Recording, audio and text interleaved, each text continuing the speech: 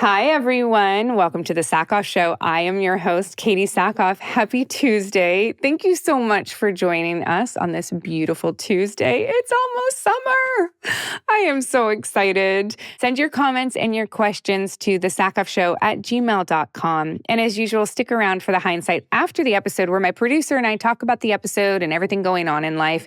And we answer some of your questions in a little segment called The Mail Sack. And we really have a great time. So I highly suggest you stick around for that. I am so excited for this guest, you guys.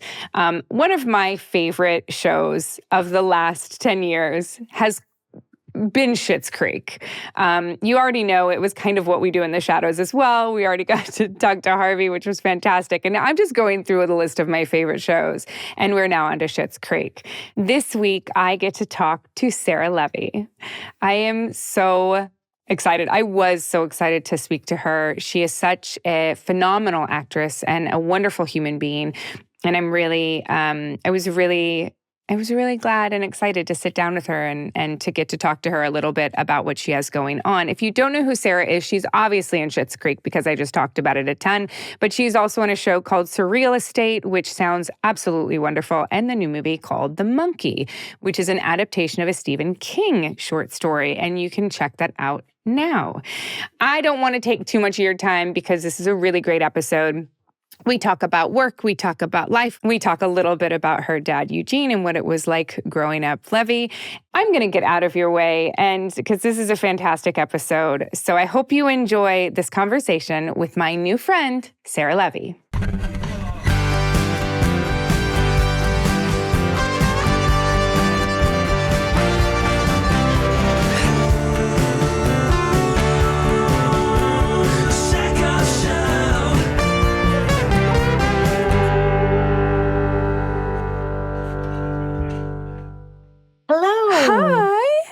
Hello. Oh, it's so nice to meet you. You as well. Thank you so much for having me. Oh my gosh, it's my pleasure. It's my pleasure. I'm so excited to talk to you.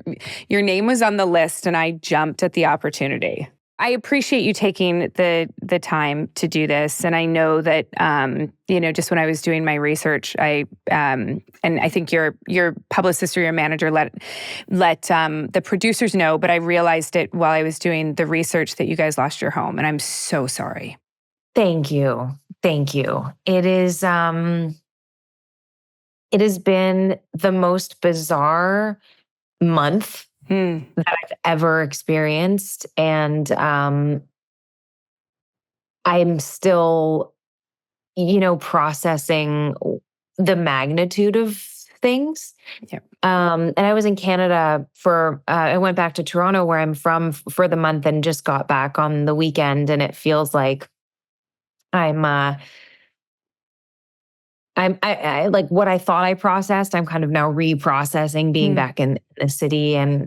But through all of that, it's really incredible to see how people show up for you in a moment like this, and how hard it is generally for us all to accept help in day-to-day life. Yeah. And then to just let people help. It just feels we're surrounded by love, and I am so grateful to, every single person that's helped in any way, shape, or form. So yeah. I feel very oddly lucky in a circumstance like this. Yeah. I lived in the Palisades for a while, and so a co-star of mine, Mary McDonald, lived there for like so many years. Oh my gosh, yes. And she's, it was such a community for her and her kids and for me when I lived there, but just like, I don't think people realize how small of an area the Palisades was. Small but large in the sense that it was such a community. Oh my God. And the sheer magnitude of it is just insane. And Altadena, very similar. Just the community that both of these fires represented or sort of, made their way through is just, I think that's the craziest thing is that the whole community has been displaced. It is, I mean, I haven't been back yet, but it is still, like you said, I mean, it is a small town. Yeah. And Altadena, from everything I've heard from everybody I know that, is from there or has lived there, it's a small town. And that is so rare to find in a city like Los Angeles. Yeah. And it felt like no matter where I went, any errand I ran, you were always bumping into somebody. And I have a 2.5-year-old now, and you're always running into moms and kids and things and people and old friends. And not only losing the your literal house and all of the things in it, but feeling like you've lost your sense of community and where all those people are. Everyone's scattered, and I just feel so completely unmoored. Yeah. I just and it's a weird feeling. Yeah. Well, your dad was like was he like the honorary mayor of the Palisades or something? He was the honorary mayor of the Palisades. Yes, he was. Like, it doesn't surprise me, but like, you know what I mean? Like, it's like, how long did your parents live there? Forever. They bought their place 21 years ago now. Yeah. And for us and for me especially, I was in my late teens, and I did so much growing there. So many ups and downs of life there. And it's where I landed when I first moved to LA before I, got on my own 2 feet. And it's just crushing. It's just crushing. And I feel for everybody that's going through this. And my heart just breaks for everyone. I'm so sorry. I don't want to talk about it the whole time, because I feel like you must be talking about it ad nauseum. Like, just it's all encompassing. It is all encompassing, and yet it feels like there's so, even though I feel like I keep saying the same thing, it just in a way it's helpful to talk about it and to share. I find to share it, and it's made me feel a little less alone. And I feel like I'm, when somebody asks how I'm doing, I tell them. I feel like I can share honestly, because I don't have any energy left to like hide anything. I'm just like, you can't just be like, oh yeah, I'm good. Yeah. Cause like it's it's so funny how odd the habit of saying, I'm great, thanks. How are you? And then I've caught myself a few times actually saying, you know what? I'm fine. Yeah. I'm okay. Yeah. I have it. Yeah. But just grateful to that I know it sounds cliche, but that everyone is safe, that I got my dogs. Yeah. That we have what we need, which is, our family together, and the rest we can slowly and steadily, piece by piece, build back up. It's a girlfriend of mine lost her home in Altadena and has 2 young children, and was sort of talking about you think about all of these things that we like collect and amass over time. And she's like, on one hand, I'm so grateful that we're okay and that we got out, and, but on the other hand, she's like, you're torn, because she's like, the artwork, like the artwork that my kids keep asking where their Christmas presents are. Like, they're so little, like that. It's like his favorite pillow, his blankie, like the things that, I have 8 blankets for my stupid monkeys for my daughter, because if she loses one, I need to rotate them, because God forbid. I can't imagine like the little things like that you don't think about are just the little things. Yeah. And it occurs every single day that I think about something else that I hadn't thought about. And monetary value aside, of what all of those, pieces are, it's the irreplaceable things that almost cost nothing, Yeah. or that I bought, when I was first here, and it was like a $25 piece of art that I framed, and I carried it with me from apartment to apartment to apartment. Just the sentimentality, my yoga mat that I poured, There's so much blood, sweat sweat, in and that tears yoga into, of breakups and working through things, and meditation of just of moving through life on that mat that I had for 15 years. Just that,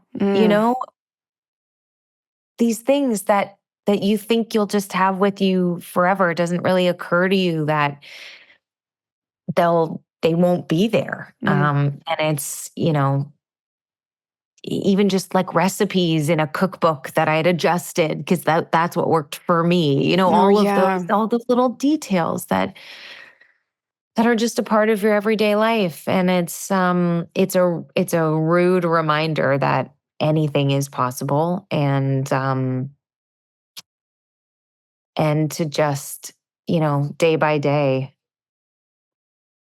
Yeah. crazy. It is crazy. Yeah. I still, and on top of that, to know so many people that also were in the same position. I think that's the thing that I can't, because we just moved a year ago. And I think that's the thing that was so odd to me, was being on the outside watching my friends and people who I consider family just in complete distress and turmoil daily. And, I heard one person say that, we lost our house on day one. And there's a part of me that was grateful, because then you have another friend who lost their house 10 days later. And the stress of that 10 days was so just crazy. And they're both in the same position now. But I just, so watching them on the outside, I've never felt so drawn to go back and not be able to do anything. It's not like I could do anything. I'm just in the way. But I just, no, I know. It was, the helplessness of people watching their homes and then just standing there, just what do? You just, there's nothing you can do. It's such a weird, it's just such a tragedy. Yeah. Well, and what you just said was my exact, it's exactly how I've been thinking, because we lost our home day one. And I evacuated at maybe noon, and it was basically gone by 5. Yeah. And oddly, I felt what you were saying, which was the anxiety that I had between 12:30 p.m. and having confirmation that the house was on fire. Yeah. As painful as that was, it was okay, well, that anxiety is gone because it's gone. So I'm not checking, seeing it closer, watching the news. It was just this weird numbness of I don't want this to continue spreading, but it doesn't matter. And that's what my friend's husband said. He goes, I got nothing left to lose. And it was such a weird thing he just was numb. Yeah. I feel it. And in a weird way, we're all just grieving together. And there's that community as well. Mm-hmm. Yeah. I still, it's going to take a long time to wrap your mind around. Yeah. Your mind around the whole thing. Yeah. Yeah. It's unbelievable. Yeah. Well, those are the stages of grief, and then trying to figure out where you go next. And, there's just so many variables so many variables to rebuilding, to life, to, I mean, there's just so many. It's overwhelming to think about when you kind of put it all together. So we've just been going step by step of, okay, what do we need to do today? Yeah. What we plan on rebuilding for now. That is our plan. So, and in a weird way, that gives me hope too. Yep. Okay, well, that's the decision for now, and in the grand scheme of things, this will be a blip in the Palisades in Altadena, and 10 years from now, we're going to look back and go, that was bonkers. Do you remember that? Yeah. Yeah. Yeah. The farmer's market will be back. Yeah. Yeah. Yeah. And it'll all be up and running, and we'll say, I cannot believe that happened. And it's a different place. It's the same place, but it's a different place, but it's a different place. And that's okay. Yeah. Yeah. Are you grateful that you have press right now? Yes. Yeah. It is, especially having it be the first week back. I've had so many emotional ups and downs. And just being busy helps so much, and focusing on other things, and whether I'm kind of talking about it or not, it's a distraction of, okay, so now I have this, and then now I have this, instead of just sitting, because that's what I feel like I've been doing for a month, is just kind of sitting and processing and not having anything to do, which I was grateful for. And I will say that's one of the beauties of being an actor or working in entertainment, where it isn't necessarily a 9 to 5, and you hopefully are able to give yourself, that time. Mm-hmm. And there is time off, thankfully. But like, my husband's in law school. He's finishing up law school right now. And he was just like, had to go, back to school. And is he in school in the US or in Canada? He is. And he was doing Zoom for about 3 weeks. They let him, take the classes online. Because I was like, where are we doing these? I'm like, they're like, wear a suit to this. I'm like, you don't have one. Wear a suit to this. I'll get right on that. Yeah. So I'll just put the picture of my burning house back here as my background. You just get one of those T-shirts with I'm sure Amazon would deliver. Well, I don't know where they deliver it, but that's the thing. I'm sorry. No, but you got to right. I mean, the laughter is what's so important, because I remember the first time I really, really, really like belly laughed after this whole thing, and it just like filled my body. Just the laughter. It just tingled. It's just a feel good all the way up. And it was so needed. It was like a big, giant drink of water. So how old is your son? He's 2.5. Okay. So filled with laughter. Yes. Yeah. Yes. I have a 3-year-old who's a demon. Oh gosh. Oh my God. Okay. He's half there. Yeah. He's it's a really tough age. She is, I think, alive on blueberries, hummus, and fruit snacks. I mean, at least it's not like, my son's just like cheese, baby bells, some cheese, and pizza. I mean, that's like, he will not have a vegetable right now. Oh, it's off. It's ours. She's addicted to broccoli, which I don't know how that happens. So that's amazing. That's amazing. But then that's the only healthy thing she puts in her body. So it's, peanut butter and jelly is like a food group over here. It's fine. And it's just, everyone's like, you know what, you just got to survive. And I was like, okay, I'm taking that advice. Yeah, it's awesome. It's really fun. I was worried she was going to be screaming during this interview because she took all her clothes off and she was in her crib telling me that she's going swimming, and she's swimming and then got stuck in her, like her legs got stuck because she was kicking them. So that was fun. That was fun. Well, I'm sure you're going to hear him. We've got some soccer balls. We're really into balls. So it's good. Just throwing, kicking, throwing balls. Good. So you'll hear something. Good. Pretty soon because he just got up. So thrilling for me. Well, this will be fun. This will be fun. So I want to talk about the movie just because it's, so let's talk about some terrible horror now. Oh my gosh, right? Yeah. Yeah, just a complete. Yeah. Just for the cherry on top. You want to get this shit scared out of you? Yes. Yes. Yeah. Yes. I haven't actually seen the movie yet. And I have most of my scenes were alone. Really? So, I was going to ask you, tell me about your character and everything about like who she is.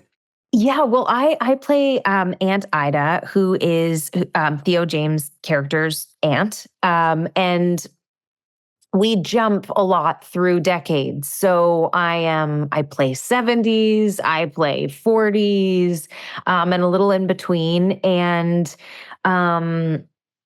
but yeah, most of the things that I was doing were by myself. So besides reading the script, I didn't really get a chance to kind of see what anything really looked like. And I mean, it's a fun house of horror. Yeah. And at first I was like, what? I know it's a horror genre, but this is just like fun, campy horror. And Oz, who's such an incredible person and director, just made the whole experience so warm and inviting and fun, considering horror movies are like a hard no for me. Yeah, I don't like being scared. The world is scary enough for me. Yeah. The last thing I need is watching a Dateline episode before bed. It's in my psyche and I can't let it go. So you've read every single Stephen King book then? Every single one. Yeah. It's start to finish. Yeah. Eat them up. Yeah. Right before bed. Yeah. Good. Right, a couple chapters. Yeah. So then you've not read The Monkey. I have not. Yeah. I have not read The Monkey. Okay. But it being a short story, I was like, well, this is going to be interesting to see how it's developed into a full script. Yeah.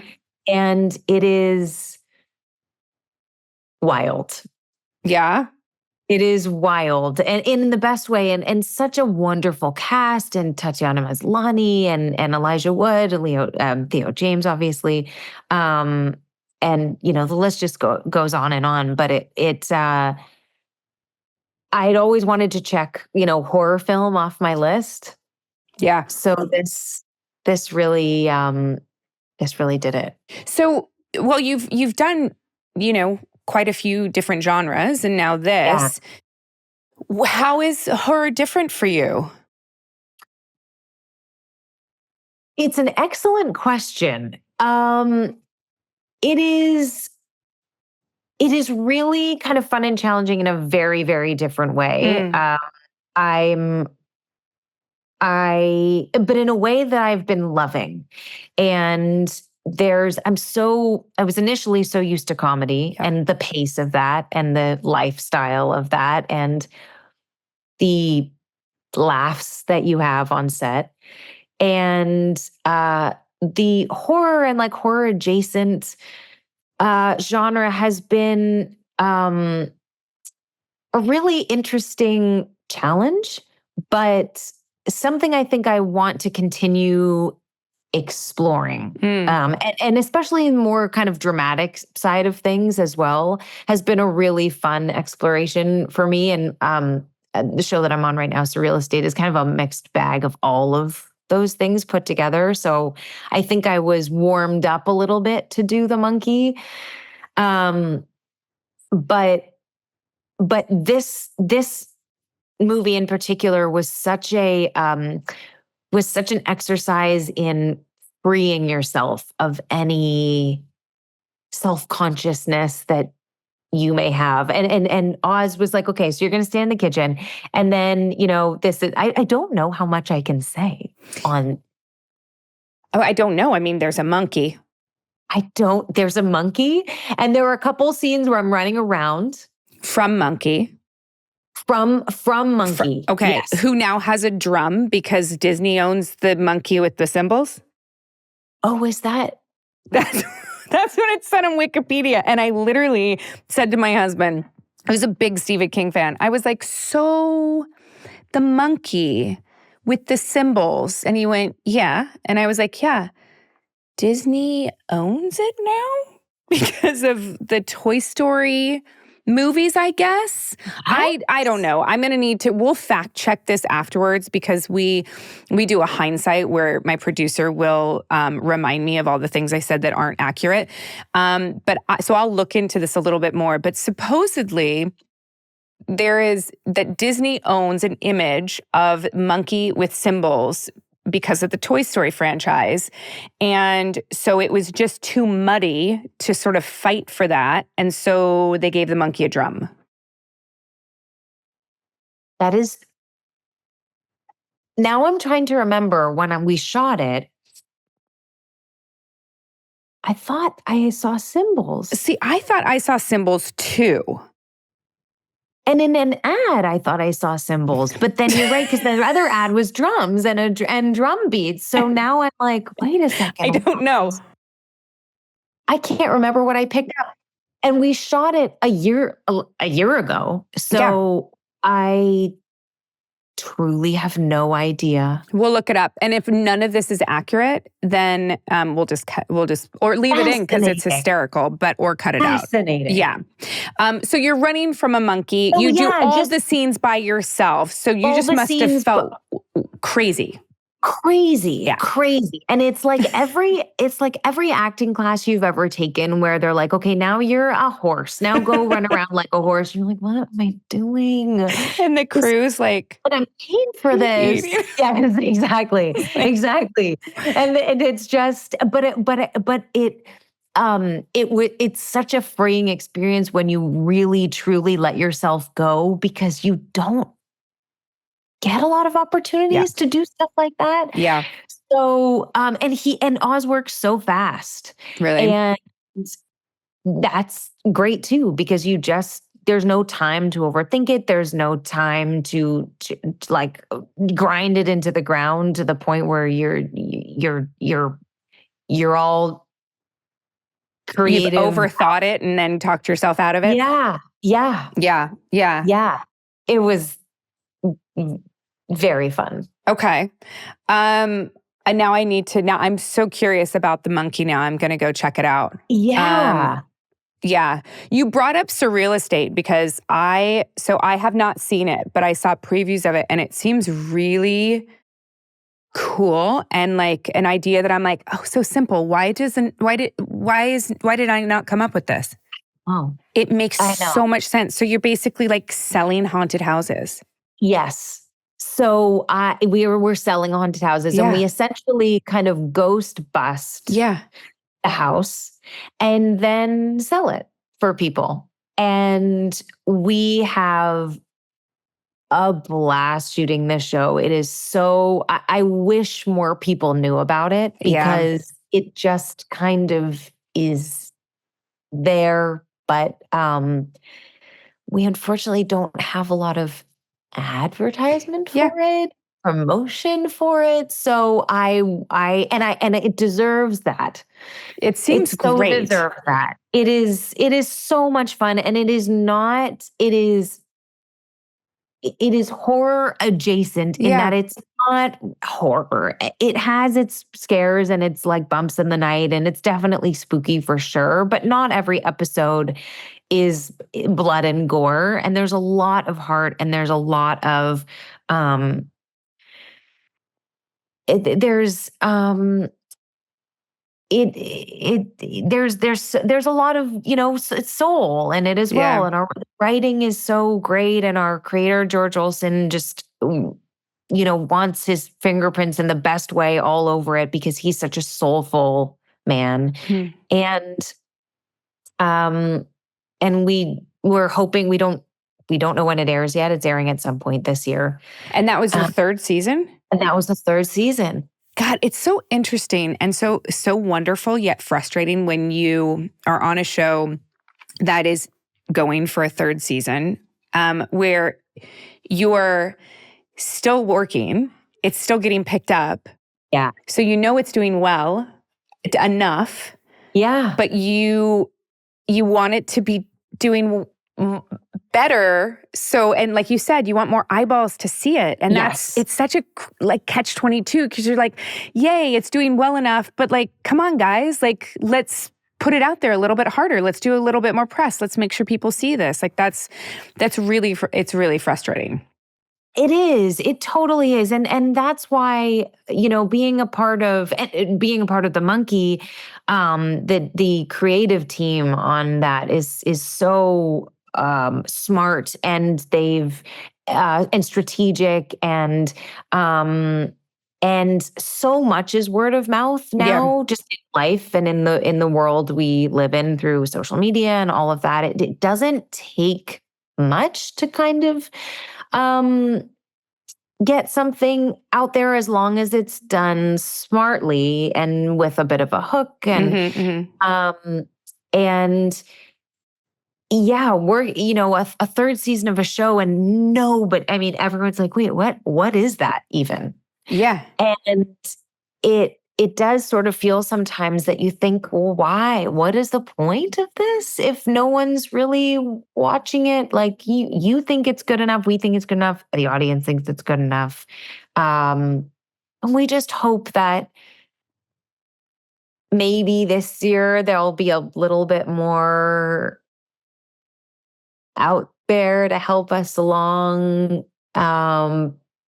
Because otherwise it just kind of, it lives.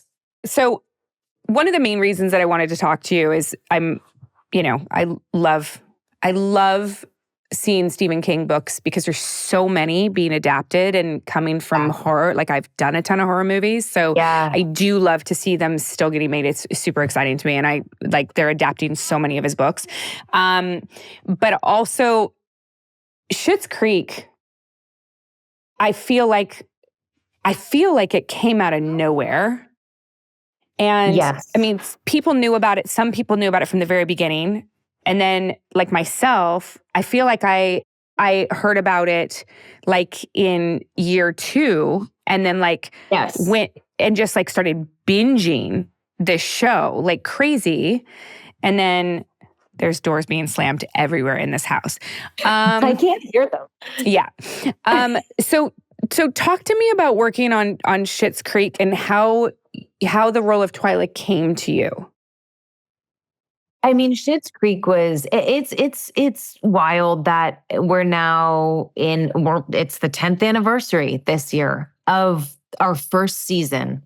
And it just feels like an out-of-body experience almost at this point, because it was an idea that my brother came to my dad with, and the two of them, worked on a pilot. And the pilot presentation, we shot a pilot presentation, about a 17-minute presentation that Catherine was in it, my brother, my dad, I was in it, and everybody else was same characters, but different cast. And the character the Twyla I was originally playing, was a very different character. Really? In what way? Yeah. She worked at a nail salon with her mom, and she was just sad. and she didn't know she was sad, but she didn't have the warmth and energy that the Twyla that came to be had. Okay. Just sort of downtrodden and a little, I think, just kind of depressed. This idea that people were living in this small town was like a depressing thing. Right. And what I loved so much about what Schitt's Creek ended up being was that there was no shame in being from a small town. And it's not like everyone was depressed just because they knew they were in a small town. That's all they knew. And so there's, joy and positivity and happiness in your life, no matter where you are. Yeah. And yeah, my brother and my dad, when they were writing it, came to me and said, we have this part that we think that you'd be specifically right for. Is that something you would even want to do? Mm-hmm. And of course, I jumped at the opportunity because I had just moved to LA and I was trying to make my way, beginning a career. Right. And I thought, yeah, sure, we do this. And, then nothing's probably gonna come from it. Yeah. So sure, like that'll be fun. And it'll be really fun to work with my dad and my brother, and great. And what a fun, cool experience to have. And even when we took it, when its first season aired in 2015, it had a huge push in Canada. Yeah. Press-wise. But no one in the States knew it existed. And it was on pop from the beginning. But again, like, what is... I know, like, as an American who has worked in Canada so much at this point and married a Canadian, I feel like I should have known about it. But then I finally did and was like, how did I not know about this? Like, my Canadian family, like, didn't tell me. Yeah, it's crazy. And but then what was the shift that finally got the United States talking about it? Was it purely word of mouth? In my opinion, it was Netflix.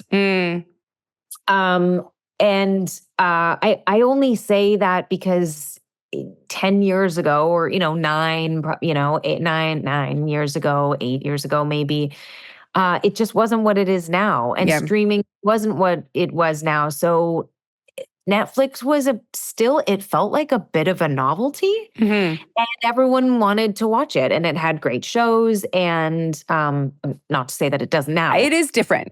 There's a lot of content. I feel like there's less content now than there was 5 years ago. Yes. Yes. There's a lot of content, and it's hard to get quality control over so much of that content, especially when it's not original anymore. Right. It's, acquisitions and things.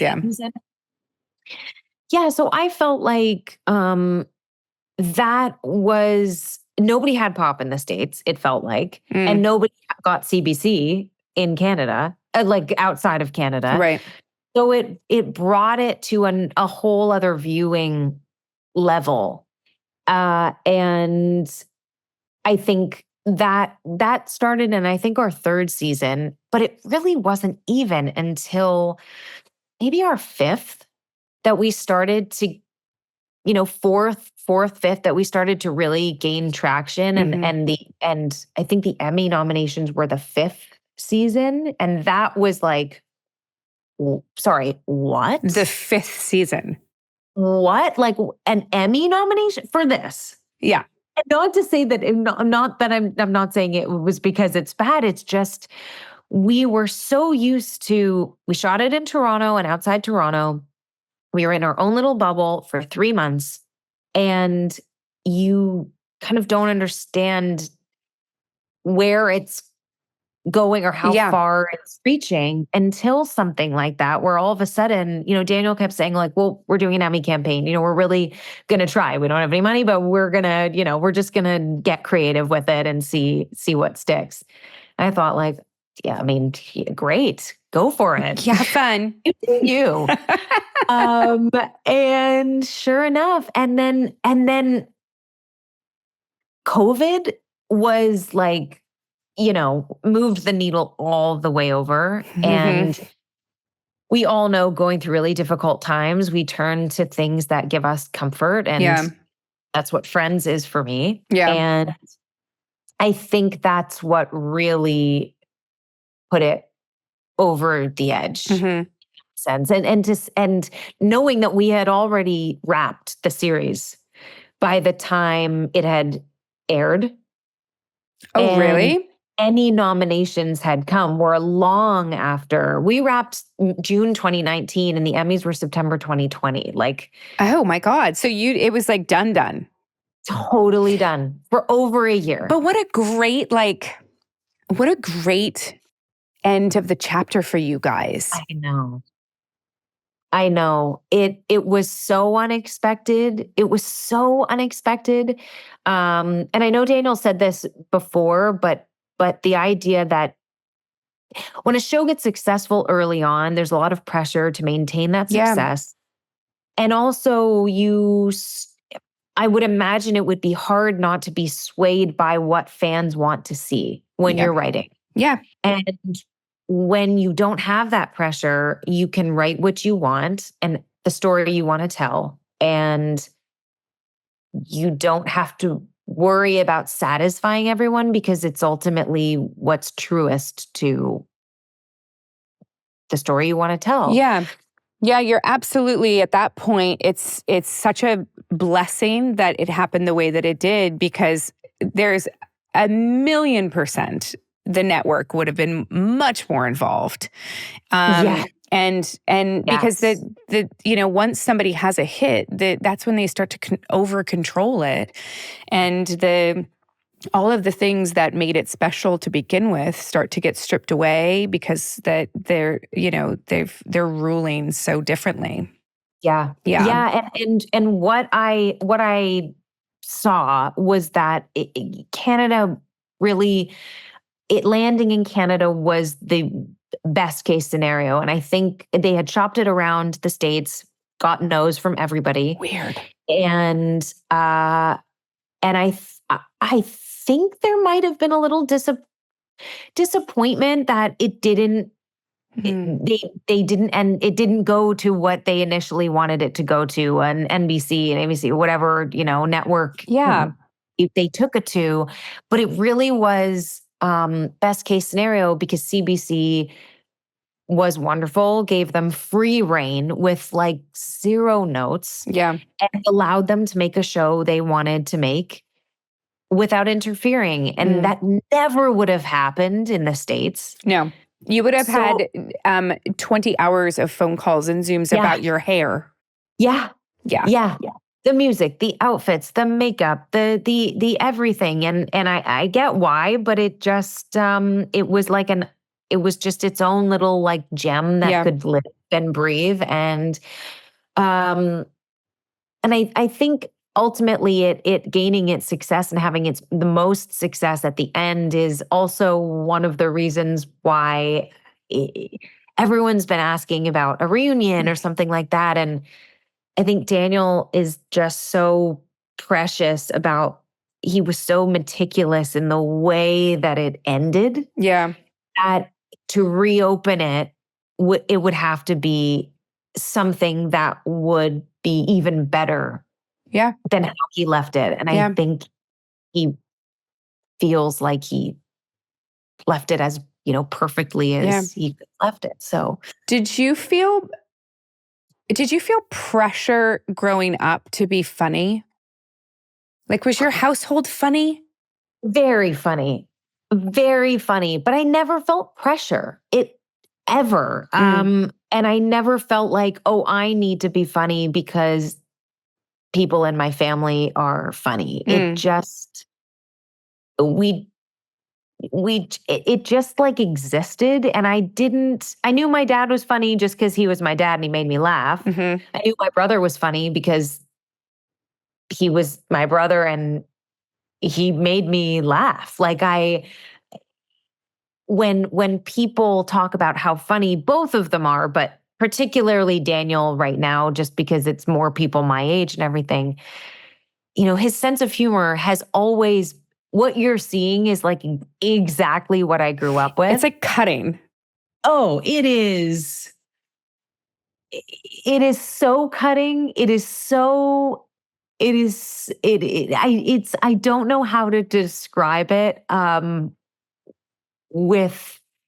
it can be ruthless. It can be, self-deprecating, all that stuff. But it is such a specific sense of humor. And I am so used to it that when it became public, people were thinking like, whoa, this sense of humor is so bizarre. And I thought, yeah, I guess it is.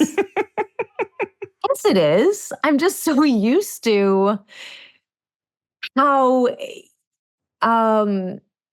his specific type of sense of humor that it's just been what I've grown up with. But it's and my mom is so funny. I was gonna ask if your mom is funny or if she's like the straight man in the family, like, all right. No, she is so funny. And she is arguably funnier than my dad and my brother. And so I was lucky to grow up in a household where there was a lot of laughter and a lot of play and silliness. And my son now, just like he's just obsessed with my parents, but my dad specifically, his face just is like Play-Doh. Like the things he can do with his face, I think is just jaw-dropping to my son. And he goes up and plays with his eyebrows, just like touches them, and he makes, it's the facial expression that like we all know and love. But to my son, he's like, what is? Did your son watch the Super Bowl commercial? He did watch the Super Bowl commercial. He did. Was he like, I knew they could fly? He did. Yes. He laughed. He's finding like this really funny right now. People swatting things out of their faces just in general. And it happened to be in the commercial. So he was kind of cracking up over that. And he's seeing every time a commercial comes up that my brother's in a campaign right now. And when he sees my dad on TV, when we were back in Canada, Schitt's Creek was on, and he'll point it out. And I said to my dad the other day, like, I don't think he realizes that not everybody sees people they know on TV regularly. Yeah. And to him, it just seems quite normal. So it'll be interesting. We tried to figure out with our daughter if she actually understands, because like she was on movie sets when she was like 3 months old, and like movie sets with like aliens and animatronics and like me in a wig, like it just like very, very different. And she knows, like if she sees a doll or something of one of my characters, she goes, oh, there's, she calls it Mommy Bo-Katan. But I don't think, and she knows there's a difference between animation and live action because of Disney. Right. But I don't quite know if she knows I'm an actor or if she thinks I'm like a fighter pilot in real life. That's I don't know. Question, and I haven't even actually thought about that. But when she saw you in wigs and stuff, what was her reaction? Was she scared, or was she weirded out, or just normal? Just completely normal. Like just instantaneously knows it's me and doesn't. Her imagination is like on point. The moment that she looked at me and said, Mommy, let's play Moana, I was like, thank you, Jesus, I'm in. Like, this is like, tag me in, coach. Like, this is where I shine. I knew my dad was an actor because I would go to work with him. And this is like, memories of like 7, 8 and beyond. I don't quite remember when I really, put it together as a young kid, but everything that he had done was sort of over it was generationally different. And it wasn't until American Pie that I think I realized, oh, he is well known. And what a movie to like come out the gates and have all your friends be like, your dad's in that movie?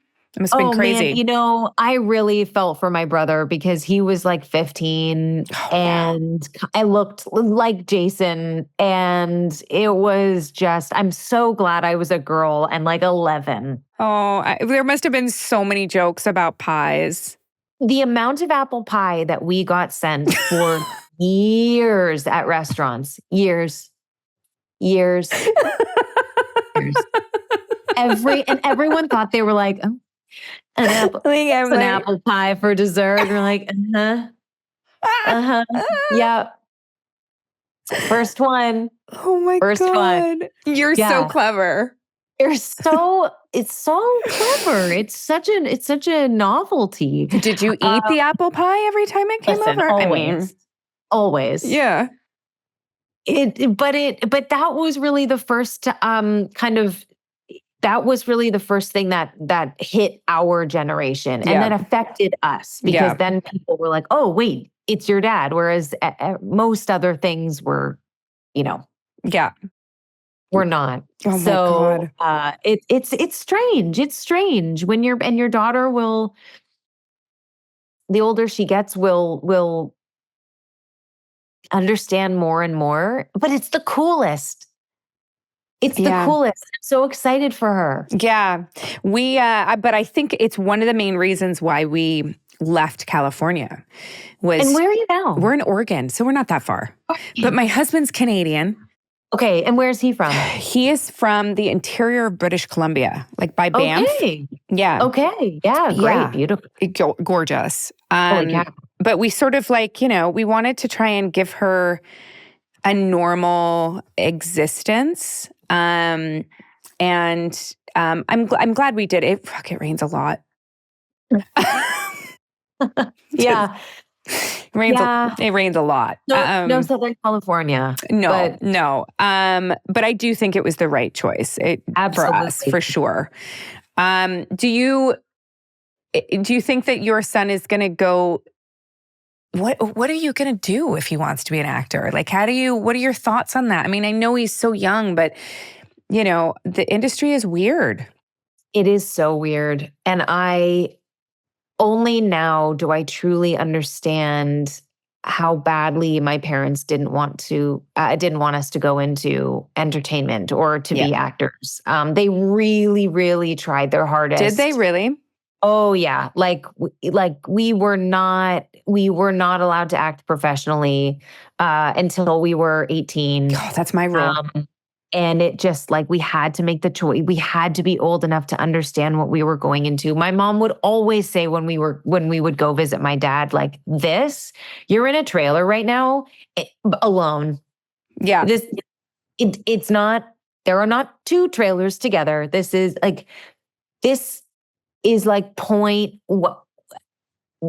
it's the dream and it's really hard. Yeah. And what you're seeing is somebody who's already had success. You're not seeing what it took to get here. 100%. And I of course want my son to do what makes him happiest, of course, but it's so hard. Yeah. And I would hate to see him struggle. Like, you don't want to see your kids struggle, but you have to struggle because it is such a hard industry, especially now.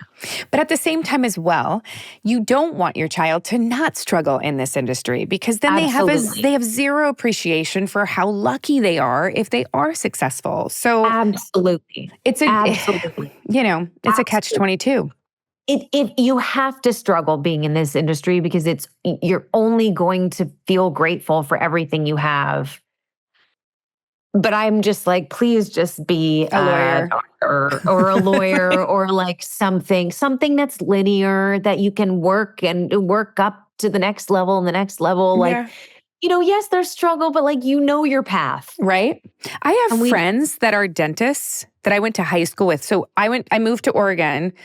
Went now to the dentist who was one of my brother's best friends, which is so weird. He is now my dentist and getting ready to potentially retire soon. Holy cow. Because that's what dentists do. Right. They work a ton of hours. They work their asses off and then they retire at 50. Yeah. It's crazy. I actually know that. That's wild. Yeah. That's the life outside of this industry. But the beauty of what we do, as wonderful as a retired lifestyle is, like, we can go and go and go and go and go. My dad's gonna be 79 this year. Wow. My parents are 78. To think he's like still solidly working. Yeah. Because he wants to, and keeps in amazing shape, and he just, and it makes him happy, and Yeah. he can, I guess, just keep on going. Is your dad in The Reluctant Traveler, like literally your dad? To AT. Like, I just want to know what that was like growing up. Like, just like, because he seems just so like beautifully neurotic about so many things. Yes, very much so. Very much so. In fact, Apple, as far as I know with the story, had initially called him about a travel show about hotels or something. And he was like, hard pass. Thanks, though.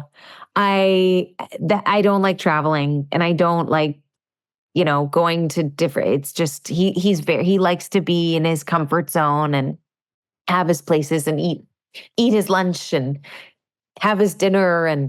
And they then called back and were like, I think that's the show. That you're reluctant to do it. And he signed off on it, which blew my mind. But it has been the most wonderful thing for him. Yeah. And I've just noticed, even from the first season to the second season, how much more relaxed he seems to me on camera, meeting new people. He's really shy. Yeah. He's really shy. So it's not, he's not, a conversationalist at his core. And this has been so helpful to have him just go and explore. And, but at the end of the day, he is exactly what you see. I've never seen a more real depiction of him. Yeah. What's the, do you remember for your own career, a piece of advice that he gave you that you hold, or that your mom gave you, that you really live by in the business? The biggest thing that he always his motto, really is, everything happens for a reason. And that stuck with me all the way through life. And any closed door, or seemingly closed door, led to a new door opening that you wouldn't have ever imagined. And it felt like a very comforting piece of advice to know this didn't come when I wanted it to. There's a reason for that. And I know it only goes so deep, because, then you look at like the fires, you're like, really? Yeah. But tell me why'd this happen? Exactly. But it's just, I guess it's really just finding an inner reason as to why life, gives you a change up, and it's out of our control. But what do we do with it now? And how do we pivot, and to not hold on so tightly to the things we didn't get or the things we lost. Yeah. And his other big one is put the blinders on. And that was something I heard a lot in high school, studying, but it was really just, is that just work hard? Focus. Just ignore, all this stuff out here. It's going to go on. In this moment in time, you can't focus on that. You have to focus on what's in front of you. And, compartmentalize in a way. And that's been helpful too, of just, know when to shut out the noise and when to concentrate on what's right. Hmm. I mean, my mom has incredible Of advice. course. She has so much incredible advice. And one last thing on that, hers is, which again is a piece of advice that I've lived by, is exercise your options. And every time I come to a situation, it's like, okay, this is the information you've been presented. What are our options here? It can't just be this one thing you're telling me. Could it be this? Could it be this? Maybe I ask this question. Maybe I ask this question. That question will lead me to that question. Like continue asking questions and going through the options that you have instead of hearing a yes or a no. And then it's so wise, I think, because what that sets you up for growing up is that there are no bad questions. I think a lot of times, like, people are, I was just talking to a girlfriend who, said, well, I'm working during that time. They own me. And I said, well, they own you for 2 weeks. Like, there's 4 weeks in a month. Like, it doesn't hurt to ask if you can have that time off. Because you don't know, they could say, so but I feel sometimes, like, especially in this industry, we get locked into, well, I don't want to rock the boat. I don't want to ask too many questions. And, or this is what they've said. Yes. So I can't. Exactly. But it locks you in. And I think that the art of the deal is, a lot of times is having the tenacity to ask the questions. Yeah. And push back. The worst thing that they say is no. Exactly. But most of the time, it's not a no. Most of the time. Most of the time, there's a way around it. Mm-hmm. And that she is so, so good at asking the questions. Yeah. And she, which I've kind of adopted is in presenting a question, or when she's asking a question that might sound stupid, the preface is, forgive me if this is a stupid question. I don't know a lot about this topic. Right. So this may seem basic. And it just gets people on your side. Yeah, because it's you go at it with humility. Exactly. 100%. Yeah. Exactly. Yeah. So that's definitely. Well, I always ask one random question out of a box at the end. Fun.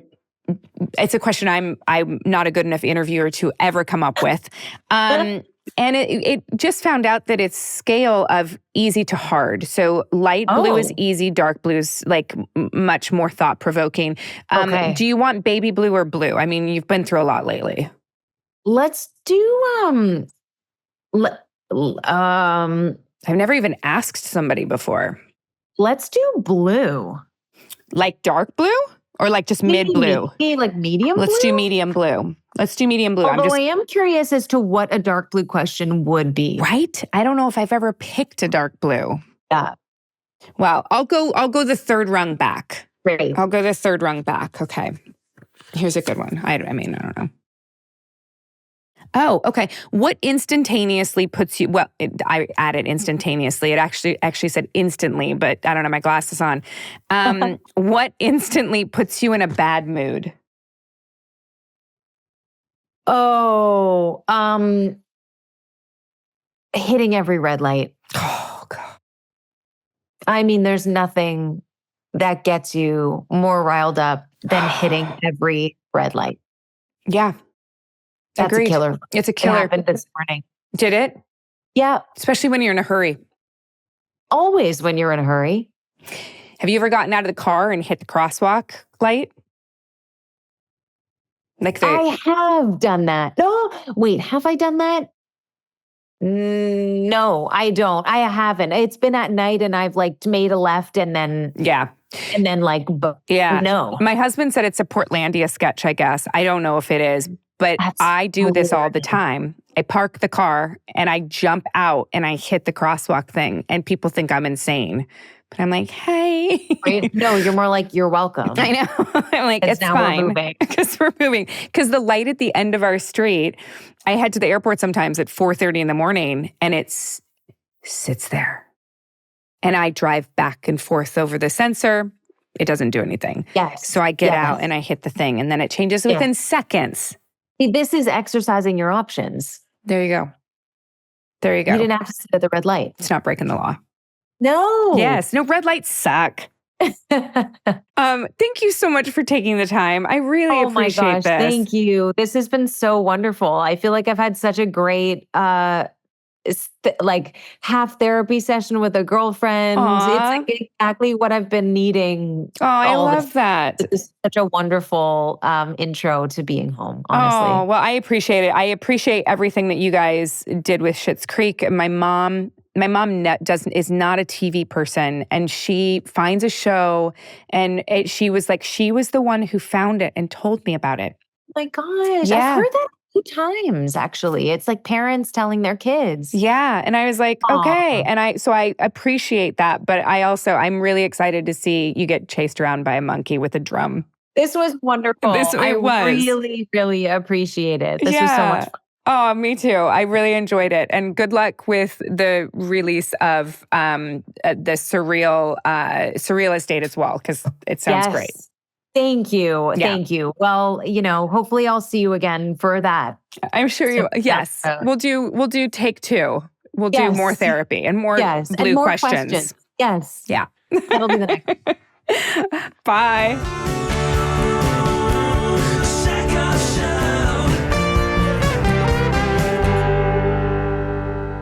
Hi, everyone. It's the Hindsight. Thank you so much for being here. I think we're up to 45 now.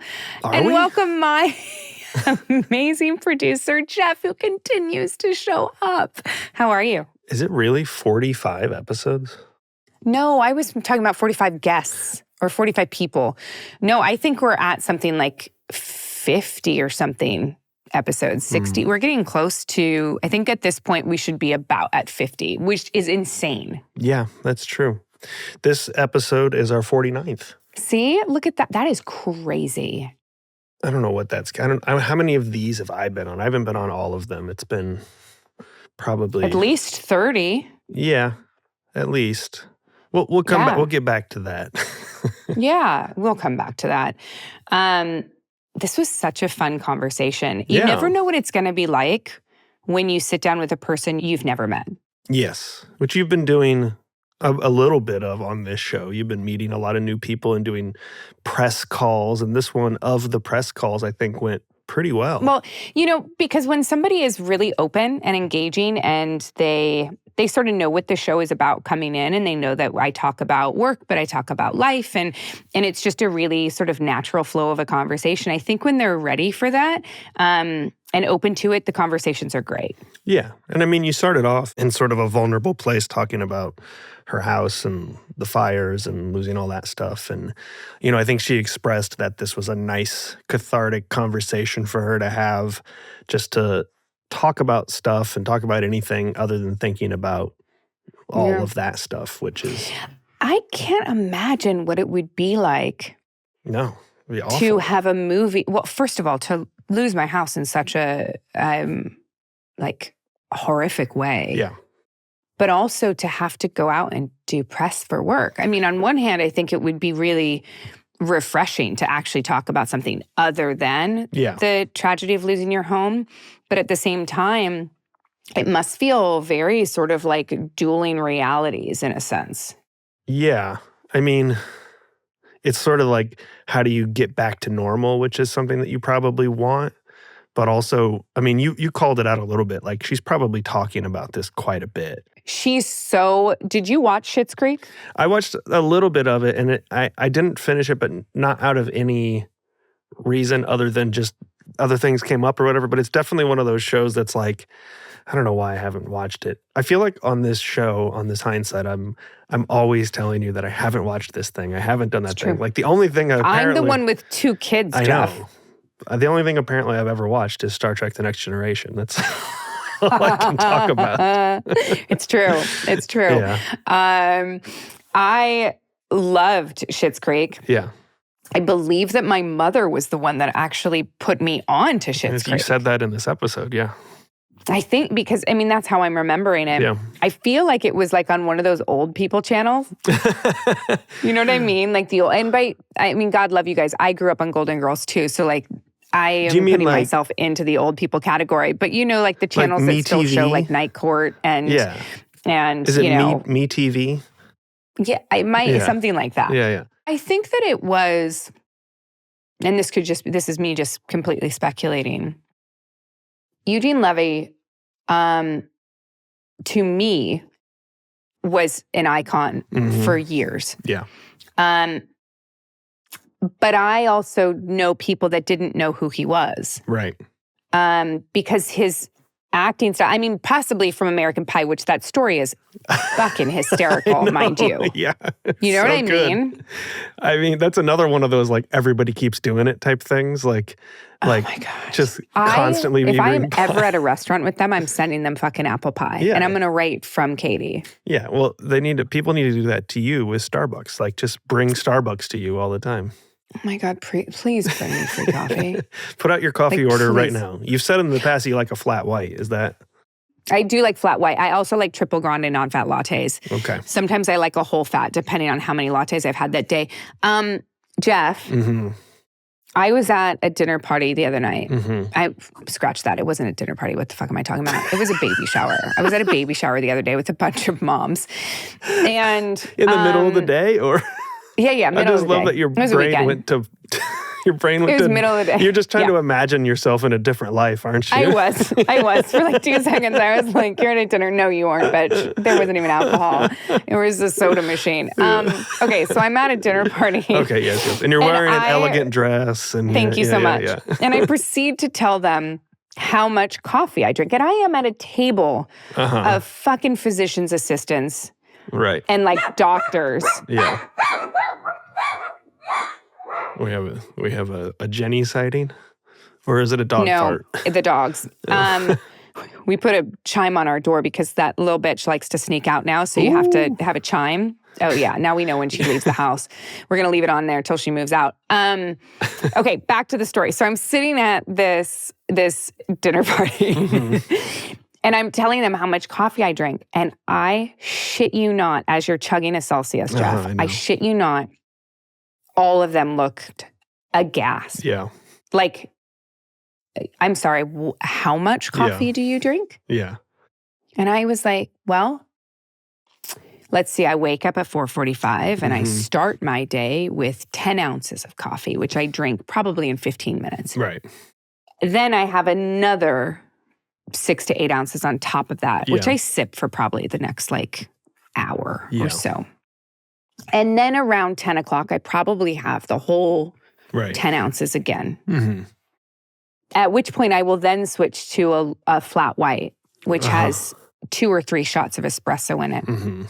That's just the morning. Right. So I'm now at noon. Yeah, you're up to like almost 30 ounces of coffee at this point. There you go. Then I usually have another.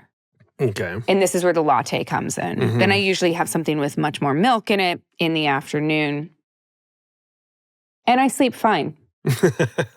My head hits that pillow. I'm out so fast, it drives Robin nuts. Yeah. I drink so much coffee, I didn't realize it was that big of an issue. So what was did anybody call it out or was it just a passive-aggressive? Oh, no, they were all like, you should stop. Yeah. And I was like, no. Yeah, you're like, you have anything other than soda water? I was like, this is how I'm getting through motherhood. Yeah. No. I think that Robin has, because we were talking about espresso machines and we have like a really fancy espresso machine. I think Robin has it set to like half calf, maybe. Right. Maybe. I don't know. But I drink a lot of coffee. I didn't realize it was a problem. I thought it was like okay, and that doctors had told us that it's actually okay to drink a lot of coffee. That is the logic of an addict. Isn't it? Yeah, no, I mean, I'm right there with you. I have actually cut back on the amount that I drink over the last handful of years because I used to get these like chest pains and I would be like, what is going on? And then my doctor was like, how much coffee do you drink? And I like started explaining similar to your situation. And my doctor just very perfect bedside manner is just like, well, maybe try having a little less. and I did dramatically cut it out, and that has gone away. Now I have 1 cup of coffee in the morning, and that's really it. Like on certain days, I'll have another one. Like right now, I'm having a Celsius because I feel like I needed a little pep for this hindsight. Because Celsiuses, though, have a lot of caffeine. They do have a lot of caffeine in it. And I just recently discovered them and got real excited and would drink them. Then I'd be like, why do I feel insane? And then I had to be like, all right, I can't drink that much of these. You're like, why do I feel like I've just snorted Ritalin? Because you did, basically. Because I did. So back to Eugene. I don't think a lot of people really knew him and his style of comedy. I think that Schitt's Creek put him in a different level of celebrity. Yeah. I mean, I think I agree with Sarah in like American Pie certainly introduced him to a different audience. I mean, I think a more discerning comedy audience knows him from like the Christopher Guest movies and things like that. And then American Pie sort of launched him into the more mainstream world. Yeah. And then Catherine O'Hara, of course, has been loved for a long time. She's incredible. Oh my God. And that show, I think the combination of the two of them really brought it to the forefront. And the fact that it was, like, as she was saying, the fact that the show was under the radar for so long and they kind of just got to do their own thing and not feel pressure to make it something that the audience wanted it to be, and really turned it into a gem. That's what Battlestar did. Yeah. I'm telling you, there was something beautiful about being on television before social media. Mm-hmm. Because it gave you were given space and time to create something good. Right.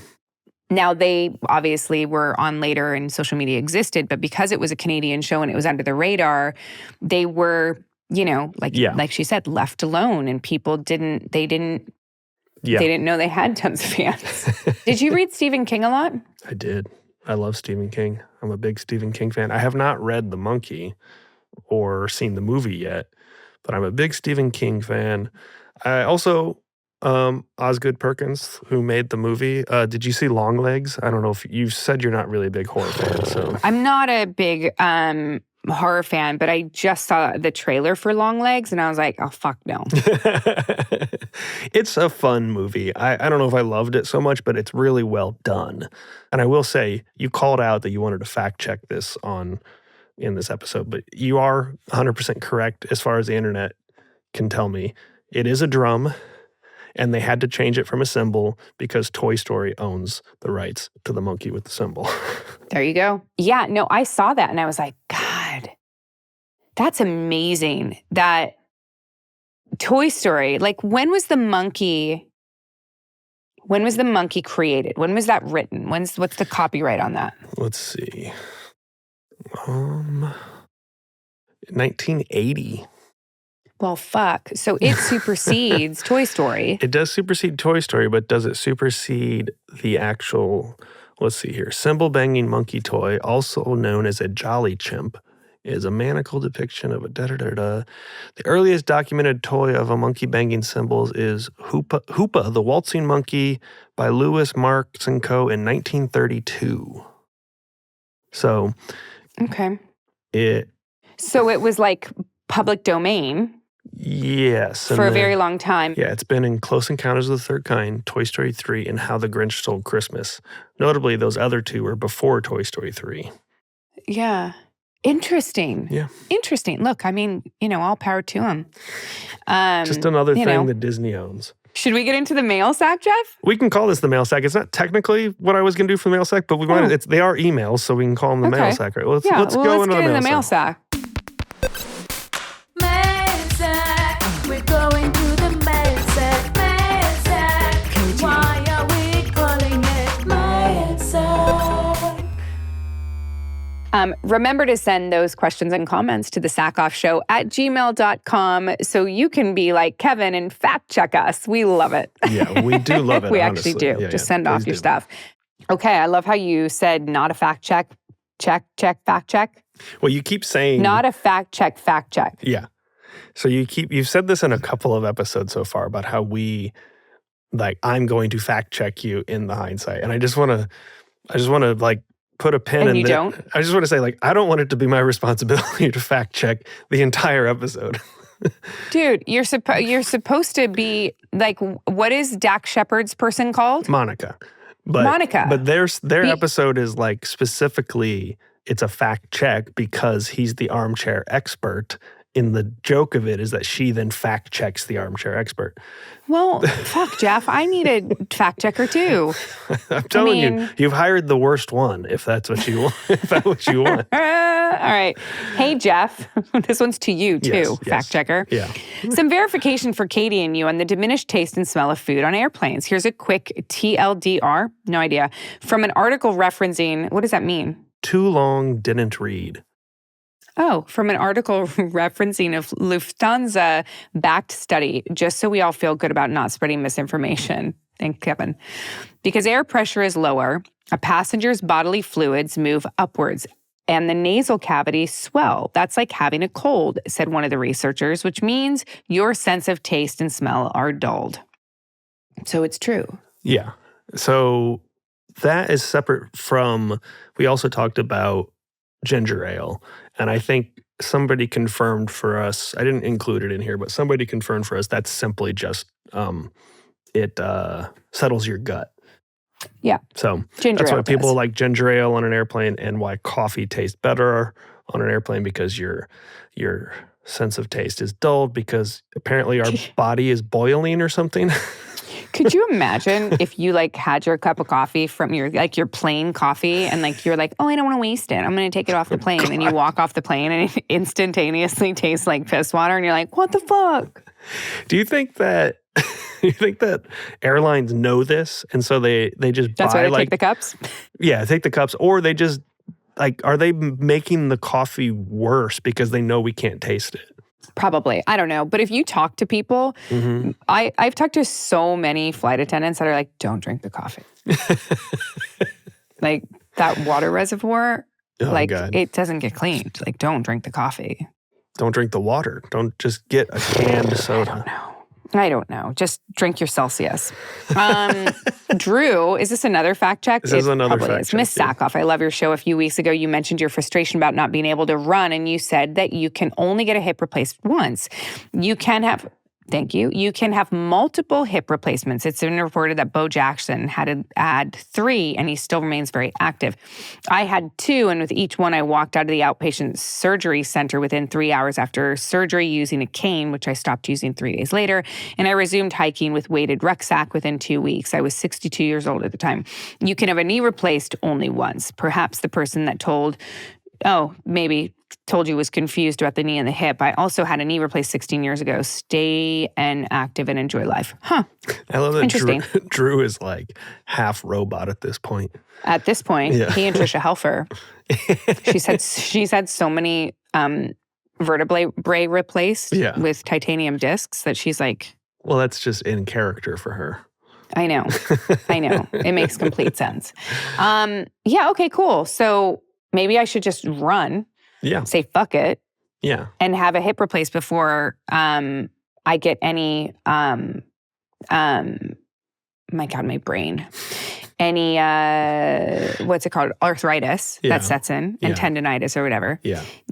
So before the arthritis sets in, get the hip replaced. But just start running again. Yeah. And then whenever they upgrade the hip replacements, you just get a new one. Just every decade, get a new one as the technology goes up and up and up, and eventually. I don't know, guys. I'm scared of surgeries. Yeah. Martin says, what has been your best, nicest, most complimentary rejection for a role, and what has been the worst, rudest, meanest for a role? Oof. Nicest rejection? Yeah. I don't know. I would assume a nice rejection happens fairly often. It's constant. Yeah. It's happened 3 times today. Yeah. I mean, it's more like, have you gotten a very rude rejection would be, I think, an interesting one. Oh, yeah. I don't know what this is, but it came to my attention at some point when multiple people wanted me for a Bruckheimer project. Mm-hmm. And according to my old manager, the words that were said to him back from casting or a producer or someone was, Bruckheimer is not in the Katee Sackhoff business. You have I was like, you have a pre-existing story with did him, I right? piss in your I Wheaties? feel like you've told this story before, right? Wasn't there some reason? No, Oh, not really. I mean, one of my best friends used to like wait on him yeah. at a restaurant. This is Jerry, And, like- Jerry Bruckheimer, for anybody that's wondering, who produced Top Gun. So I don't know. I've had half a mind to like call and be like, hey, Yeah. what did I do? Yeah, Like, do you just not like my style of acting? Possible. I Totally mean, get it. Kind of a compliment that he knows you enough to not like you. You would think, right? To be that much Yeah. like I'm not in the Katee Sackhoff business. Mhm. This business is like anything in the world. You know, everyone in the industry is artistic. Everyone is creative, and a lot of times, sometimes, I guess would be better, your creativity doesn't match up. Yeah. Your style of art doesn't match theirs. Mm-hmm. The way you go about it, your methods don't match up. Who you are as a person doesn't mesh with them. It Yeah. happens all the time. So yeah, I would say there's people that won't work with me. You know, I know I'm not a bad person, but you know, it is what it is. Yeah, and it's hard not to take that personally, even when Of course. it's not meant that way. Yeah. Yeah. I'm going to have to go because my husband's got to go pick up my in-laws. Okay. And All I right. got to go get a colonoscopy tomorrow. So All right. I got to pack. Yeah. Yeah. Yeah. With no context to the audience. No, none. Go Just- get your butts checked, guys. No, I know, but they don't. I don't think they know that you're coming to LA for that. That you're just like, I got to pack. True. I'm going to LA. That's where everybody goes to get their. Everyone goes to to, get their everybody packs butt- a bag to go Yeah. get a colonoscopy. You didn't I know was going that? to say everybody goes to LA to get their butt figured. It's true. It's true. You guys, this has been great. Go check out The Monkey with Sarah Levy. And I'll see you next Tuesday. And that's what's up.